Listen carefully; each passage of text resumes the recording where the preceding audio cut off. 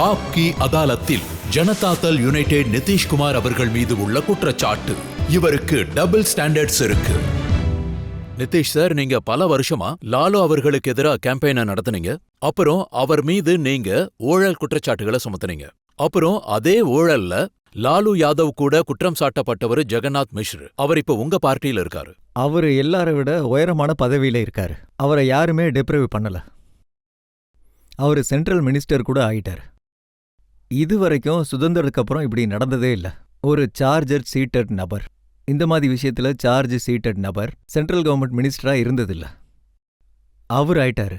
அப்புறம் இன்னொரு பக்கம் இப்படி சொல்றது சரியில்லை. அவர் அரசியல்ல இருக்காரு, காங்கிரஸ் கட்சியில இருக்காரு. அதுக்கப்புறம் அவரோட ஒரு கட்சி இருந்தது. அப்படின்னா அவர் எங்களோட கட்சிக்குள்ளேயும் வந்தாரு. டபுள் ஸ்டாண்டர்ட் கிடையாதா? அதே குற்றச்சாட்டுல 2 குற்றம் சாட்டப்பட்டவங்க இருக்காங்க.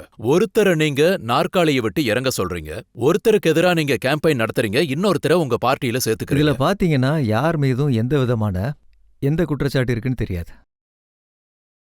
குற்றம் சாட்டப்பட்டவங்களோட பட்டியலை பார்த்தாலே இந்த வழக்குல விஷயம் தெளிவாயிரும். அவர் மீது என்ன குற்றச்சாட்டு இருக்கு, லாலு பிரசாத் மேல என்ன இருக்கு, ஆனா நீதிமன்றத்துல இருக்கு, அவங்க முடிவு எடுப்பாங்க. இதுல எங்களால யாருக்குமே உதவி செய்ய முடியாது. அப்புறம் செய்யறதுக்கு ஆசையுமே இல்ல. நீங்க எப்பவுமே லாலு மேல குற்றம் சுமத்துவீங்க. இவரு பீகாரோட அரசியல்ல குற்றவாளிகளுக்கு சப்போர்ட் பண்ணிருக்காரு, அவரு குற்றவாளிகளுக்கு ப்ரொடெக்ஷன் கொடுத்தாருன்னு. அப்புறம் எப்ப உங்களுக்கு வாய்ப்பு கிடைச்சதோ அப்ப நீங்களும் குற்றவாளிகளை சேர்த்துக்கிட்டீங்க. பாருங்க, லாலு பிரசாத் அவர்கள் எந்த மாதிரி ஆட்சியை நடத்திக்கிட்டு இருக்காரோ, நீங்க அதை கவனமா பாருங்க. நீங்க கொஞ்ச நாள் முதலமைச்சரா இருந்தப்போ உங்களுக்கு சப்போர்ட் தேவைப்பட்டப்போ நீங்களும் இந்த மாதிரி ஆட்களோட சப்போர்ட்டை கேட்டீங்க. ஜெயில்ல இருக்கிறவங்க, அப்புறம் குற்றம் சாட்டப்பட்டவங்களோட சப்போர்ட். இதுக்கான பதில நான் முன்னாடியே அங்க கொடுத்துட்டேனே. அரசாங்கத்தை ஃபார்ம் பண்ணோன்னு முடிஞ்சிருச்சு. ஒரு 7-8 எம்எல்ஏஸ் இருந்தாங்க எதிர்கட்சியில, அவங்களோட சப்போர்ட்டும் கிடைச்சது, எல்லா பார்ட்டியோட சப்போர்ட்டும் கிடைச்சது, ஜார்க்கண்ட் மூர்த்தியோட சப்போர்ட்டும் கிடைச்சது, அப்புறம் சில சின்ன சின்ன அமைப்புகளோட சேர்ந்தவங்க ஆதரவும் கிடைச்சது, அப்ப சட்டமன்ற உறுப்பினர்களோட ஆதரவும் கிடைச்சது. அதுக்காக எந்த ஒரு விஷயத்திலையும் காம்ப்ரமைஸும் ஆகல, ஆகவும் மாட்டோம். அப்புறம் ஒருவேளை இது தப்புன்னா எல்லாமே கலந்து எடுத்த முடிவுதான் இது. இது அதுக்கப்புறம் என்னோட தனிப்பட்ட ஒரு அந்த முடிவு நேரத்துல கிடையாது. ஷிபு ஷுரேன் சொன்னதை ஞாபகப்படுத்துறேன். இது 2000 அறிக்கை. நான் திஹார் ஜெயில்ல இருந்தப்போ நீங்க என்ன சீப்பா பாத்தீங்க, ஆனா இன்னைக்கு நான் சீப் இல்லையா? ஏன் அப்படி?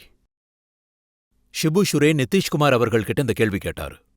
இல்ல, சிபு ஷுரேனோட ஆதரவு கிடைச்சது. நீங்க ஆதரவு கேட்க எம்எல்ஏஸ் கிட்ட ஜெயில் வரைக்கும் அப்ரோச் இல்ல, பண்ணி அந்த மாதிரிலாம் நாங்க போல. நீங்க உங்க ஆட்களை அனுப்புனீங்க. பாருங்க, நாங்க யாரையுமே அனுப்பவும் இல்ல. ஏன்னா அந்த கேள்வி ஒரு கட்சியோட ஆட்சியை பத்தி இல்ல, அது ஒரு கூட்டணி, எல்லாரோட கடமை. சரி, ஒரு விஷயம் மக்கள் என்ன சொல்லுங்க. சொன்னாங்கன்னா, நாங்க அரசாங்கத்தை அமைக்க முயற்சி பண்ணணும்னு. எப்படி என்ன தலைவராய் தேர்ந்தெடுத்தாங்க? என் மேலேயும் குற்றச்சாட்டு இருக்கு. என் இடத்துல வேற யாராவது இருந்திருந்தா ஏதாவது ஒண்ணு செஞ்சு அரசாங்கத்தை அமைச்சிருப்பாங்க. நான் 7-8 நாள் பொறுமையா தான் இருந்தேன். ஆனா அந்த மாதிரி நீங்க எதுவுமே மாத்தி இல்ல. அமைக்க முயற்சி பண்ணியும் வெற்றி அடையல. இல்ல, எனக்கு மாத்தி அமைக்க வேண்டிய அவசியமே இல்ல. நான் எதையும் உடைக்கல, இணைக்க தான் செஞ்சேன்.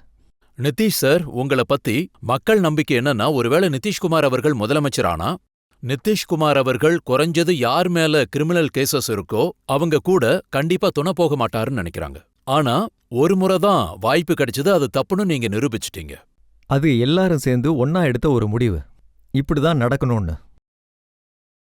இப்போ ஒருத்தரை லீடர் ஆக்கியிருக்காங்கன்னா எல்லாரும் சேர்ந்து தான் ஒரு முடிவு எடுத்து பண்ணியிருக்காங்க. இது என்னோட தனிப்பட்ட முடிவு இல்ல. இப்ப உங்க கான்ஸ்டன்சில எப்படிப்பட்ட மக்கள் இருக்காங்கன்னா, அவங்கள ஒருத்தர் நாகா சிங். அவருடைய ஆதரவு உங்களுக்கு கிடைக்குது. இல்ல இல்ல, தப்பான விஷயம். என் மேல நிறைய குற்றச்சாட்டுகளை சுமத்துறாங்க. சூரஜ்பான் என்னோட ஆதரவாளர்னு சொல்றாங்க. எனக்கு எதிரா தேர்தல்ல வேலை செஞ்சிட்டு இருந்தாரு. லாலு அவர்கள் ராம்விலாஸ் அவரோட கட்சியில இருந்தாரு. அப்புறம் லாலு அவர்கள் அவருக்காக ஓட்டு கேட்க போயிருந்தாரு. இப்ப நான் உங்களுக்கு ரீசெண்டான விஷயம் சொல்றேன். ஏப்ரல் 2004 மக்களவை தேர்தல் நடந்தப்போ, அப்ப நீங்க உங்க கான்ஸ்டன்சியோட லோக்கல் நியூஸ் பேப்பர்ல ஒரு போட்டோ வந்துச்சு, அனந்த் சிங்கோடது. அவரை பூம்யார் பிரிவை சேர்ந்தவர்னு சொன்னாங்க, அங்கத்து டான். அப்புறம் போட்டோல அவருக்கு எதிரில நீங்க கைய கட்டிக்கிட்டு நிக்கிறீங்க. இது நல்லா இருக்கே. ஒருத்தர் வணக்கம் வச்சா பதிலுக்கு நம்மளும் வணக்கம் தான் வைப்போம். இப்போ அவரோட வணக்கத்தை காட்டாம நம்ம வணக்கத்தை மட்டும் காட்டினா இது உங்களோட ட்ரிக்கு சார். இது உங்களோட ட்ரிக்கு. இதெல்லாம் ஒரு விஷயமா? அது ஒருத்தர் வணக்கம் வச்சா அதுக்கு பதில் வணக்கத்தை தான் வைக்க முடியும். அவங்க வணக்கத்தை கட் பண்ணிட்டு நம்ம வணக்கத்தை மட்டும் காமிச்சா அதான் நடந்திருக்கு. அந்த அந்த சோனியா அவர்களோட பேரன் மன்மோகன் சிங் அவர்கள்ட்ட வணக்கம் வச்சுட்டு நிக்கிறாரு. அவர் சின்ன பையனுக்கு வணக்கம் வைக்கிறாரா? கிரீட் பண்ணிட்டு நிக்கிறாரு. நிதிஷ் சார், அதே ஆனந்த் சிங் உங்களை உங்க கான்ஸ்டன்சில சிங்கு கூட எடை போட்டாரு. பாருங்க, இதெல்லாம் பொழுதுபோக்கு பேச்சுவார்த்தைக்கு ரொம்ப நல்லா இருக்கும். சிறப்பான விஷயம் எதுவுமே இல்லை. நிதிஷ் சார், சமீபத்துல நடந்த விஷயத்த நான் சொல்றேன். அதாவது ஆனந்த் மோகன் சிங் அப்புறம் அவருடைய கூட்டாளி எல்லாரும் ராம்விலாஸ் பாஸ்வான் அவர்கள் கூட இருந்தாங்க. அவரை உங்க பார்ட்டி அப்ரோச் பண்ணிருக்காங்க. பீகார் தேர்தல்ல உங்களுக்கு ஆதரவா உங்க கூட்டணியில இருக்கணும்னு. இது பொழுதுபோக்கான விஷயம் இல்லையா? இல்ல, ஆனந்த் மோகன் அவர்கள் அவரோட கட்சி பீகார் பீப்புள்ஸோட கட்சி. அவரு சமதா கட்சி கூட கூட்டணியில இருந்தாரு. அப்புறமா அவரு பிரிஞ்சிட்டாரு. அதுக்கப்புறம் தான் ஜனதாதள் அவர் கூட போய் பேச்சுவார்த்தை நடத்தியிருக்காங்க. இதுதான் உண்மை. இவங்க எப்படிப்பட்டவங்கன்னா, இவங்க மேல கிரிமினல் கேசஸ் இருக்கு. அப்புறம் பாத்தீங்கன்னா இவங்களோட கூட்டாளிங்க இன்னும் ஜெயில்ல இருக்காங்க. அவங்க மேல பெரிய பெரிய கிரிமினல் கேசஸ் இருக்கு. இது எல்லாமே காமன் ஃபேக்டர் தான். இவங்க மேல கேஸ் இருக்குன்னா யார் 20 வருஷம் ஆட்சியில் இருக்காங்கன்னு அவங்களுக்கு எதிராகவும் கேஸ் இருக்கே. இருந்தாலும் அவங்க மிகப்பெரிய தலைவர்கள் தானே. ஸோ அவங்களுக்கு எதிராக நீங்க இவரை எப்படி டிப்ரைவ் பண்ண முடியும்? ஒருத்தரை எப்படி டிப்ரைவ் பண்ண முடியும்? அப்புறம் யார் மேல என்ன கேஸ் இருக்குன்னு நமக்கு தேவையே இல்லை. ஆனந்த் மோகன் அவர்கள் ஒரு நல்ல தலைவர். அவருக்குன்னு ஒரு பேர் இருக்கு. பேர் இல்லைன்னா எதுக்கு அவர் லாலு ஒரு தடவை ஆதரவு கொடுத்தாரு? உங்களுக்கு கண்டிப்பா தெரிஞ்சிருக்கும். அவரு சமதா கட்சியில இருந்து அதுக்கப்புறம் பிரிஞ்சு போனப்போ யாரோட ஆதரவால எம்பி ஆனாரு? லாலு அவர்களோட ஆதரவுனால. நிதிஷ் சார், நீங்க உங்க இந்த விஷயம் விஷயத்தை பாத்தீங்கன்னா- எப்படி ஜஸ்டிஃபை பண்ண முயற்சி பண்றீங்கன்னா, ஒரு குற்றவாளி லாலு அவர்கள் கூட இருந்தவரு, பாஸ்வான் அவர்கள் கூட இருந்தவரு உங்க கூட இருந்தா என்ன தப்புன்னு நினைக்கிறீங்க? நான் காமன் ஃபேக்டர்னு தான் சொன்னேன். அவருக்கு ஒரு பலகீனம் இருக்கலாம். அதை நம்ம லோக்கல் ஸ்லாங்ல சொல்ல போனா நம்ம ஒன்றும் அதுல மாஸ்டர் கிடையாது. இந்த விஷயத்தை பத்தி நம்ம பேச முடியாது. ஏன்னா இதுதான் ஒரு உண்மை. இதுக்காக நீங்க எவ்வளவு மதிப்பெண்கள் எனக்கு குறைச்சாலும் பரவாயில்ல. அரசியல்ங்கிறது ஏன் மேல மட்டும் இல்ல. காம்ப்ரமைசஸ் இருக்கு. நாங்க எப்படி ஒரு ஐடியல் சமூகத்தை உருவாக்க நினைச்சோமோ அப்படி இல்ல. நாங்க ஒரு நல்ல கொள்கையோட போகும்போது எங்களுக்கு ஆதரவு கிடைக்கலன்னா அப்ப நீங்க எங்களை கேட்பீங்களா?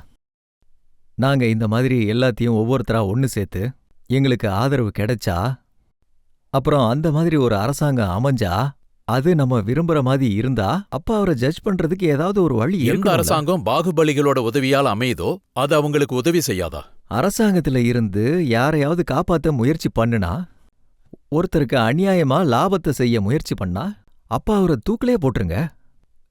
ரெட் ஃபோர்ட்டுக்கு எதிரில் தூக்கில போடுங்க, இல்ல பாட்னா காந்தி பார்க்ல தூக்கில போடுங்க. ஆனா இன்னைக்கு பீகார் அரசியல்ல இந்த மாதிரி கேள்விகளை எதுக்காக கேட்டுக்கிட்டே இருக்கீங்க? நான் உங்களுக்கு ஒரு விஷயம் தெளிவா சொல்றேன். எங்க அரசாங்கம் அப்படிப்பட்டதில்ல. இருக்குன்னா அது இப்ப உள்ள அரசாங்கம்.